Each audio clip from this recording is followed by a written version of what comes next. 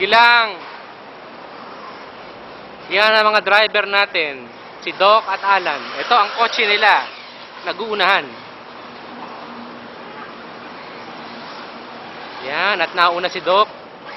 Sabay taob. Kahiya ka, Doc. Kitang-kita ka sa camera. Yan.